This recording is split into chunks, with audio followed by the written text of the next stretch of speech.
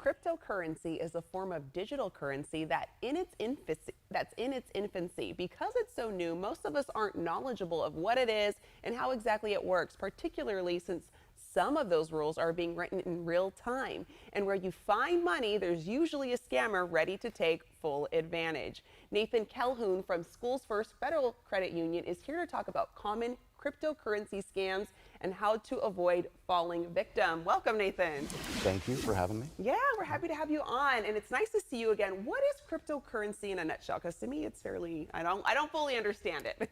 Yeah, I would describe it as kind of a complex new currency system. Okay. It's essentially a digital asset. It can be used as currency, but it gets circulated without any help or intervention by a government or financial institution.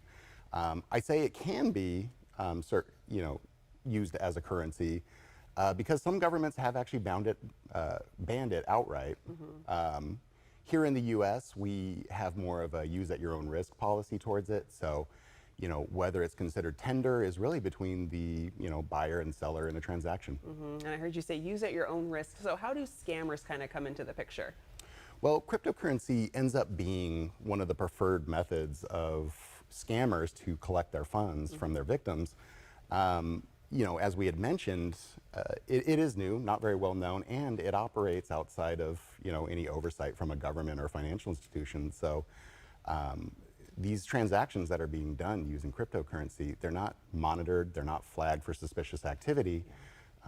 When the funds get transferred, those funds are gone. And essentially the scammers are able to collect those funds and then they're gone too. Oh, wow. And they're able to remain anonymous. Yeah, so what kind of cryptocurrency scams are out there right now? Well, there's a whole bunch, but the FTC lists four at their highest. They have what they call investment-related scams, romance scams, business imposters, government imposters. The top one being the investment scam out there. What a person would do is be on the internet, maybe on a social media site. They'd see an ad for an amazing investment. They'd click through, find a website that looks legitimate. It will even let you open a new account, create a logon, invest their money. Yeah. All of this is a sham.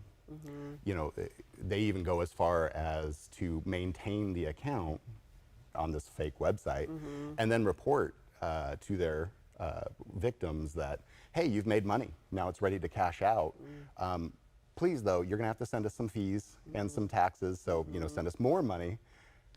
You lose the initial investment, you lose the taxes and the fees, and the scammers are gone. Oh, my goodness. And I heard you mention romance scams. What does that entail? This one is, really tough to watch. It's an emotional thing where basically the scammers will pose as a love interest. Trying to set up an actual relationship with a potential victim, making them believe that now they have this person that they're in a relationship with. And then they'll do things like put out there that maybe they need a surgery, or they're a advanced crypto investor and all we need is a little seed money. Can you send that over, or can you help me with funds for my surgery? And it's all based on that emotional tie that the victim has. Which is horrible because, I mean, obviously the outcome, along with losing money, and then you play on someone's emotions romantically, it's really devastating. So how can consumers protect themselves against these kind of scams? Well, I think one thing I would just say from the onset is that a healthy amount of skepticism is a good thing in this world with scams going on out there. And, if you see an advertisement that's too good to be true, it probably is. If you see an advertisement from a potential investor saying that they're just, hey, there's these big returns, this investment is guaranteed to pay you out, that's a red flag. They're not allowed to do that. The other thing to know is know who you're dealing with as an investment broker. A great place to source a new investment broker or somebody as an advisor for your investments is ask a friend or a family member, somebody that they trust and can refer you to. Right. Anytime you're working with a investment broker, you can actually go to a website, and it is a website called brokercheck.finra.org, where you can actually go on and check to see that the investment broker that you're working with is actually a registered investment broker. Oh. Lastly, I would say understand the investments that you're getting into. Yeah.